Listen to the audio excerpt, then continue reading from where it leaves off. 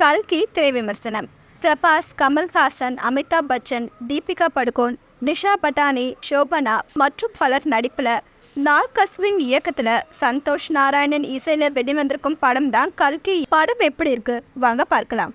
தேசத்தில் உள்ள அனைத்து வளங்களையும் தன் வசப்படுத்தி கொண்டு காம்ப்ளெக்ஸ் என்ற புதிய உலகத்தை உருவாக்கி பல சக்திகளோடு இறப்பின்றி 200 வருடங்களாக வாழ்ந்து கொண்டிருக்கும் சுப்ரீம் யாஷனிடம் இருந்து மக்களை விடுவித்து உலகத்தில் மாற்றத்தை கொண்டு வருவதற்கு போராட்ட குழு முயற்சித்து வருகிறது. அதே சமயம் கடவுள் என்ற வார்த்தையை அழித்த சுப்ரீம் யாஷனை அழிக்க தெய்வ குழந்தை பிறக்கும் என்ற நம்பிக்கையில் போராட்ட குழுவின் மூத்தவர்கள் நம்பிக்கொண்டிருக்கிறார்கள்.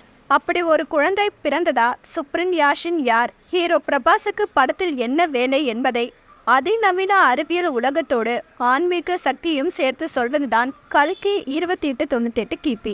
மகாபாரதம் யுத்தத்தின் முடிவில் தொடங்கும் கதை பல 100 ஆண்டுகள் கடந்து நவீன உலகத்தில் பல போர்களையும் அழிவுகளையும் தாண்டி அதிநவீன காலகட்டத்தில் பயணிக்கிறது.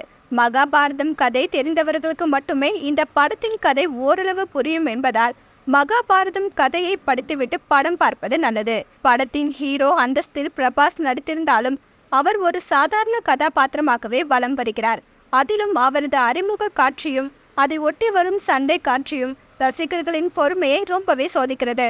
பாகுபலி படத்திற்கு பிறகு பிரபாஸுக்கு வெற்றி படம் அமையாதது அவரது ரசிகர்களை கவலை கொள்ள செய்திருக்கும் நிலையில இந்த படம் அவருக்காக நல்ல காட்சி கூட அமையாதது பெரும் சோகம். சுப்ரீம் யாஷின் என்ற வில்லன் வேடத்தில் கமல்ஹாசன் நடித்திருக்கிறார். 200 ஆண்டுகளாக வாழும் அவரது கதாபாத்திர வடிவமைப்பு படத்திற்கு பலம் சேர்த்திருக்கிறது. ஆனால் அது கம்ப்யூட்டர் கிராபிக்ஸ் என்பதால் கமல்ஹாசனை பார்க்க முடியவில்லை என்றாலும் இரண்டாம் பாதியில் அவரது ஆட்டம் அதிரடியாக இருக்கும் என்பதை கிளைமாக்ஸ் காட்சி உணர்த்துகிறது. தெய்வ குழந்தையை சுமக்கும் கர்ப்பிணி பெண்ணாக நடித்திருக்கும் தீபிகா படுகோன், அஸ்வத்தாமாவாக நடித்திருக்கும் அமிதாப் பச்சன், பசுபதி ஆகியோருடன் இயக்குநர்கள் ராம்கோபால் வர்மா, எஸ் ராஜமௌலி, நடிகர்கள் விஜய் தேவரகொண்டா, துல்கர் சல்மான் ஆகியோர் சிறப்பு தோற்றத்தில் நடித்திருக்கிறார்கள். சந்தோஷ் நாராயணன் இசை படத்தின் பிரம்மாண்டத்திற்கு ஈடு கொடுத்து பயணித்திருக்கிறது. படத்தொகுப்பாளர் கோட்டகிரி வெங்கடேஸ்வர ராவ் முதல் பாதையில் சற்று தடுமாறி இருந்தாலும் இரண்டாம் பாதையில் வேகமாகவும் நேர்த்தியாகவும் காட்சிகளை தொகுத்து படத்திற்கு சுவாரஸ்யத்தை கொடுத்திருக்கிறார். ஹாலிவுட் திரைப்படங்களுக்கு நிகராக மிகப்பெரிய அறிவியல் கற்பனை கதையை உருவாக்கி அதை இந்திய புராண கதையோடு சேர்த்து சொல்லியிருக்கும் இயக்குனர் நாக் அஸ்வின் அறிவியல் அம்சங்களை கையாண்ட விதம் ரசிக்கும்படி இருந்தாலும் இந்துத்துவ கொள்கையை தூக்கி பிடித்திருப்பது படத்தை பலவீனப்படுத்தி விடுகிறது. படத்தில் இடம்பெறும் விஷுவல் எஃபெக்ட்ஸ் காட்சிகள் அனைத்தும் தரமாகவும் சிறப்பாகவும் வந்திருக்கிறது. பிரபாஸ் என்ற ஹீரோவை எப்படி காண்பிப்பது என்று தெரியாமல் அவரது கதாபாத்திரத்தை டம்மியாக்கி இருக்கும் இயக்குனர் அவர் வரும் காட்சிகளில் ரசிகர்களை தூங்க வைத்து விடுகிறார்.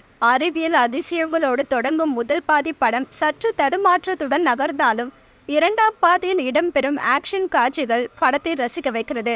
அதே சமயம் படத்தின் பல காட்சிகள் இது அறிவியல் படம் அல்ல ஆன்மீக படம் என்பதை நிரூபிப்பதோடு அறிவியலுக்கும் ஆன்மீகத்திற்கும் இரண்டாம் பாகத்தில் கடுமையான யுத்தம் நடக்க போகிறது என்பதையும் விளக்குகிறது. மொத்தத்தில் இந்த கல்கி அறிவியல் பெயரில் ஆன்மீக பிரச்சாரம் செய்கிறது.